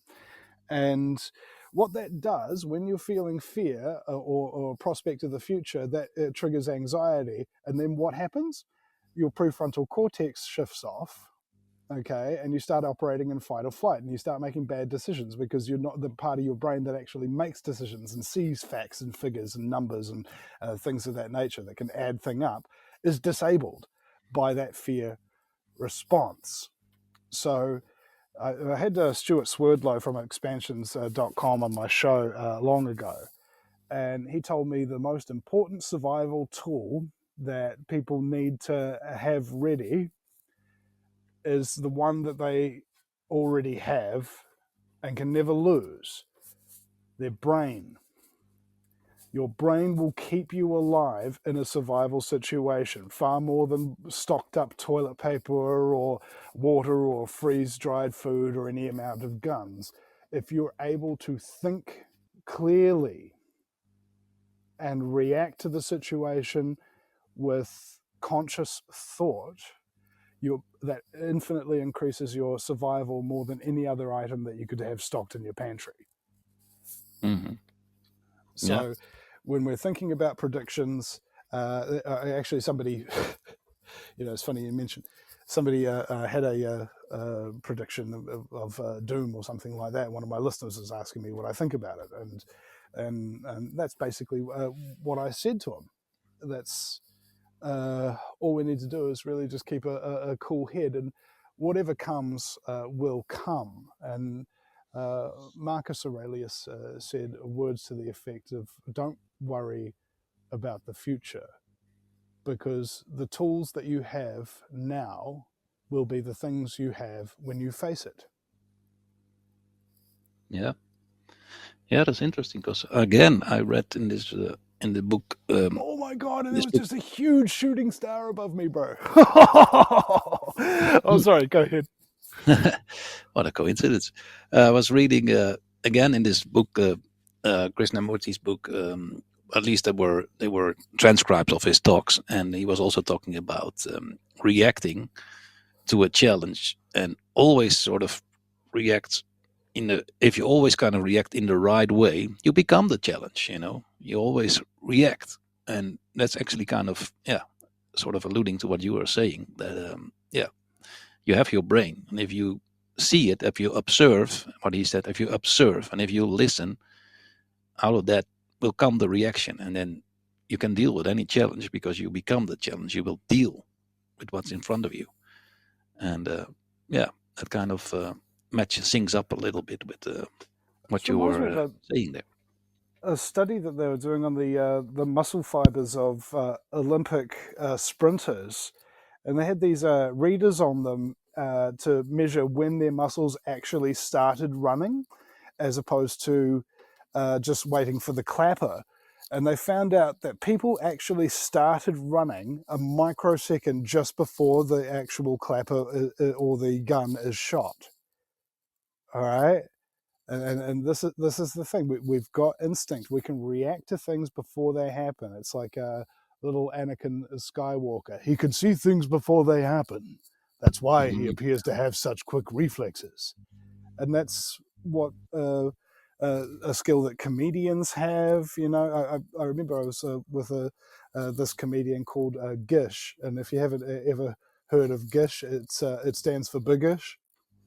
And he's a Maori guy. He's just classic. He's like, oh, my family's been getting into mining the land lately. They go around and they see a bit of land that they like, and they go, that's mine. That's the way to do it.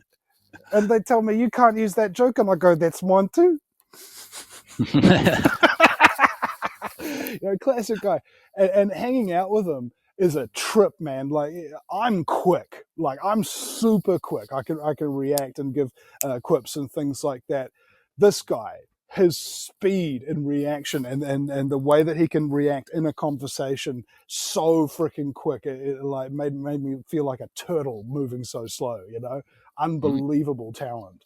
And he's got big long hair, and he's been through a lot in his life and stuff like that. And so his instincts have become attuned via his training as a comedian to have that part of his brain very much at the top of the game, right? Just like I am with explaining stuff. People can ask me to explain so many different things, and without preparation, I'm immediately able to just put it all down for you. Because that's what my training is. That's what interviewing all these people who talk for 2 hours and say large, complex things, and have me be able to repeat it back to them in a fraction of the time without missing out the important information. That's what I've trained myself to do. Yeah, you do a good job of it. Yeah. So whatever we're preparing for, it's about the daily grind. You're not going to be this, that, and the other immediately. You need experience and training, and that's about it. And never beat up on yourself. And I think, what was his name? Nichols from Australia. He used to write for Rolling Stone magazine, and he was interviewing me this one time. And he said when he first got his radio show in Sydney with like 20,000 or 40,000 listeners or something like that, he was kind of a bit nervous. And his producer came in and told him that in this game, you are going to be confronted with a lot of people that want to criticize you. Don't become one of them. We beat ourselves up, we talk ourselves down, we lie to ourselves. We lie about how talented we are, we lie about how hard we work, we lie about what we can accomplish with the small things that are given to us, and we lack faith in ourselves sometimes. And it always helps to just remind ourselves, if there isn't anybody else there to do it for us, that we got this. And all you got to do is just stick at it. Yeah, absolutely. Yeah, it's very important. Again, it's really what you tell yourself, and that comes back also to the frequency thing. If you say the negative things, you're gonna put yourself in a low vibration. If you say the right things, whatever that is, it will lift up your spirit. It will give you a better composure. It gives you everything in you will be radiating better. So it's really so important to get yourself in tune and say the right things, and that's a lesson in itself. And it's also how you react to things, how you deal with things. But yeah, it's a very, very crucial thing in a human life to say the right things, and then you will act more rightfully as well. That's very much true. We are 14 minutes to go, so we're getting closer to the end here. Is there anything else we can get out of the way here? Was something important that we can share? I mean, you have shared a lot of great things already. Well, I just wanted to follow that point on, that before I came on this radio show, before I go on any radio show, even if it's mine or somebody else's, or any project where I'm going to be involved with other people, or even working by myself, sometimes I hype myself up a little bit. I tell myself, Vinny, you're the man. You're freaking brilliant. You're intelligent. You're funny. You're creative. You can explain stuff really good. All this stuff is absolutely true. But if you're saying it to somebody else, right, it comes across as a bit grandiose. But if you're saying it to yourself, it gets you into the headspace where those things become true even more and can be utilized. Because if you're not in denial of your talent and your capabilities, you are far more talented and far more capable than the people who don't, right? Absolutely. Yeah. Absolutely. So this is the thing is people waste their time. All right? Time is the only thing you can't really get back. It's the only thing that's like totally limited. You can't create any of it, and you can't rewind the clock. So the question is, what are you spending your time doing? Now, it takes about 100 hours to learn a skill of the very basics of a skill. Like it could be learning guitar or the very basics of a language or something like that. 100 hours, 20 minutes a day, every day for a whole year. If you were practicing something, you'd at least have a handle on that skill to a degree. And in order to become a professor, takes 10,000 hours. All right, 100 hours to get a grasp, 10,000 hours to like fully perfect it to the point where you could teach others how to do it. Imagine somebody's been playing guitar for 10,000 hours, and then now they're teaching you. Right? And that's what we have to do. And research into the New World Order, into metaphysics, or psilocybin, or 9/11, or fluoride, or climate change, or geoengineering. These are big topics. Oh that yeah. take thousands of hours to really get your head around. And unless you've done 10,000 hours of that varied research, whether it be ancient megalithic structures or aliens or whatever it is, 10,000 hours overall is what it's going to take to have a reasonable idea of what's going on in the world at any given time. And then it sort of just becomes like a practiced instinct, like driving. You don't necessarily think about, oh, I've got to put my foot on the clutch now. Oh, I've got to press the brake here. No, you just do it because you've done it many, many times before, and now it's second nature. And that's what's happened to me. It's what's happened to David Icke. It's what's happened to Max Egan and James Corbett and all the other old guys that started around when I was starting out. We've just developed an instinct through years and years and years of practice that we can see things as they are relatively quickly before anybody else has even had a moment to do any research. We've got such a backlog of research to put it into context that the chances are when somebody tells me about something on the news that I haven't heard about, after a few minutes of conversing with them, it'll quickly become apparent that I probably know more about it than they do. Yeah, you recognize the signs, that's good. Yeah, and that's what anyone can do, except most people have either families or kids or jobs, and yeah, that takes a lot of your time, obviously, and yeah, that makes it sometimes a bit problematic because, yeah, like you say, these are very complex issues, and not everybody either has or takes the time to get into these things, and then if you do and you try to explain it to them, yeah, you get all this, negative feedback because they don't see it, they haven't seen it, they haven't paid attention or couldn't, and yeah, that makes it harder. But still, it's still worth it. It's still worth it to do what you do and what I try to do on my little show here. Um, you know, um, yeah, I think in the end, it will be worth it, even if you just reach one person, and it's absolutely a good thing to share with the world. And going forward,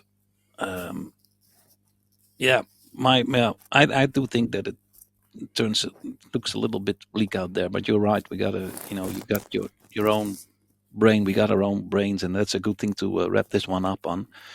That we have all the tools that we have to deal with the things that we are confronted with. So yeah, I'd like to thank you again for coming back here. It's a real pleasure, and you're a great guy. You can explain it very well, and of course, you've done the work, as you say, and that's what we should all do. Do the work as best as we can, and do whatever we can. I also constantly try to promote that there's always something we can do, even if it's just a little thing. And I even don't do enough myself, but yeah, I'm not going to talk As bad long to as you're myself. consistent, right? Just one final note, if I may. I was talking with one of the producers at Ground Zero Radio. I was on a group call with all the hosts. It was like 40 hosts or something like that on that network, maybe less.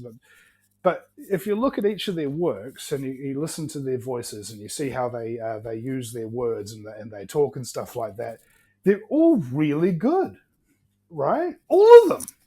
I've never been on a network where every single host is just pops the mark, just like that. Never been on it before. That's why it's such a pleasure to be on Ground Zero Radio, for one. But I became curious. I said, how did you find all of these guys and get them on the network and make sure that they're all good? And he said words to the effect of consistency. Every single one of them has been doing this for a long time. They've been challenged in their own ways, whether it's problems in your personal life or financial or whatever, and they've still managed to stay on the money. They've still managed to keep producing their content in a consistent way with a consistent quality.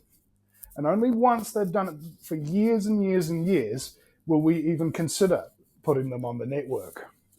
Because once they've done that, we know for a fact that they're good. It's not a matter of opinion. Mhm. They are good, and they've proven it. And that's what everybody who's starting a radio show and a podcast and thing of that nature needs to understand. There ain't really any gatekeepers.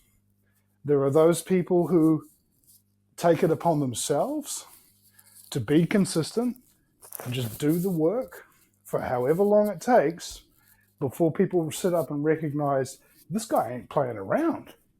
He's good. Like, he's Absolutely. really freaking good. Yeah, I know exactly what you're talking about because the end of this year will be my 4th year running this thing, and I never in my life managed anything to keep it going this long, and that tells me something that I enjoy doing it at first, and I mean I'm not talking to a big audience, and I don't need to talk to a big audience now, but I do enjoy it. I see myself being in the bottom league. I like it there. I'm competing with, I'm not competing, but I'm just enjoying doing it. I see myself. Okay, I can do this. I'm enjoying it. I'm putting something out there. I'm learning. I learned a lot. I was a bit shy when I started. I was maybe a bit too extreme when I started. So I'm learning to regulate myself a bit more and trying to be more positive. And so yeah, I mean it's great. And even if sometimes you don't reach the sort of downloads you would like, it's still worth it. I don't care if it's 2 downloads or 10 or 15. It's fine. It's not about that. It's about doing what I always wanted to do, and I'm doing it, and I'm keeping it up. I'm being consistent, like you said. So yeah, I'm very happy with that. Yeah, so just there's 2 rules for the Vinny Eastwood show. Be yourself, because if you're being yourself, you'll be relaxed, and that relaxes the audience. And also, have fun, because if you're having fun, the audience will too. yeah, absolutely. You said that before, and I remember that, and I'm doing that more and more. I try to put the fun in and try to enjoy myself and trying to. And I was a bit shy, but I have always I have my own little characters in my head because I was so inspired a little bit by you, and I'm trying to let them out more and using little voices. I always have 2 characters. I have always this British aristocrat kind of guy in my head when I think about the arrogance of these people sometimes in the public, in the politics. And I'm trying to use it more and more, and and enjoying it. And even when there's not many people around, I still in my head think there's like a 10,000 people audience out there or whatever.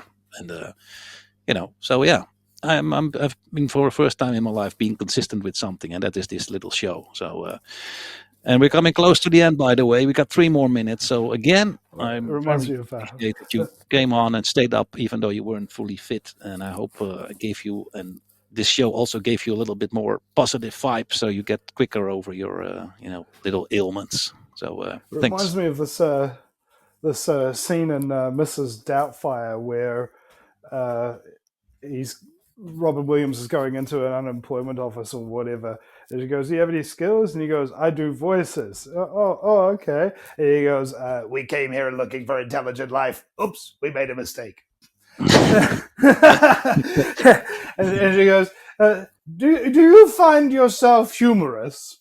And he goes, "Yes, there was a time when I found myself funny, but today you've proven me wrong. Thank you."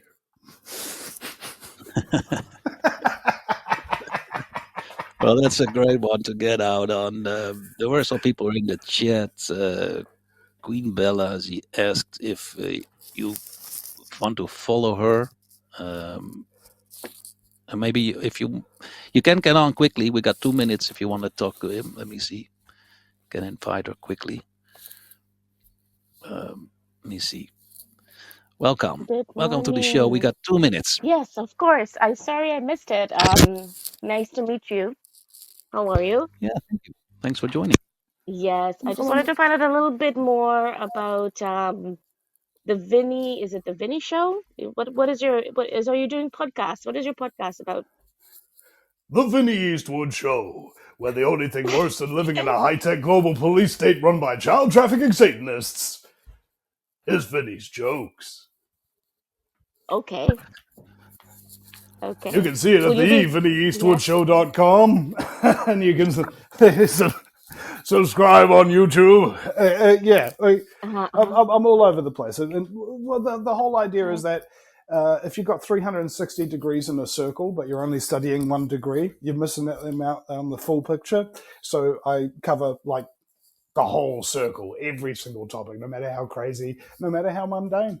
And it's just as long as people aren't hearing it on the mainstream media, you will find it on the Vinny Eastwood Show. Definitely. So will you be back on Podbean doing your own shows, or are you going to be doing it with Lauren? My shows are apparently, according to Lawrence, on Podbean already. So you can look up the Vinny Eastwood Show. That's Vinny with a Y, because it's the most important question. And Eastwood, like, go ahead. Make my news. Definitely. And definitely. I will definitely support your show, and I'll post it on the Podbean Podcast Nation. That's our Facebook community for Podbean. I'm one of the admins on there. So I'd like to welcome you to the Bean. Welcome you to the Bean. And I also have, I'm not promoting. I'm not promoting. Just, we can follow me, and hopefully we will connect soon at another point. Excellent. Just flick me an email through my website, send me a relevant link or whatever, I'll follow you immediately. Yeah. Okay, and I will push this show out too once it's uploaded, Lawrence, on the Podcast Nation, so everybody in Podbean can take a listen, those who've missed the show. Sorry I missed it. Nice to meet you guys. Sorry, I'm just going thank to you. Thank you very much. Yeah, I have to no say, worries. Vinny shows are not live on Podbean, but they are. Right. You can download it on Podbean. That's what I was trying to say. So okay, you're not live. Perfect. Yes. Live on groundzero.radio. Yeah. I think it'd be hard to be live because of the time difference. No, is that why? Well, I've been living in dual time zones in terms of my radio career for like 17 years when I got an American talk show. So, yeah, I'm broadcasting from New Zealand, but I live in any time zone. This is, midnight now at the moment? But I'm up for a show, man. I'm always up for a show. I love doing shows, especially at crazy hours. When I started, I was doing 3 a.m. till 5 a.m. slot 5 days a week. Amazing. All right, guys. Sorry, I have to make up because we are going to get out of here in 10 seconds. So thanks again. Thanks, everybody, for joining and listening. And especially to our guest, Vinny. Thank you. And hopefully we'll catch you again.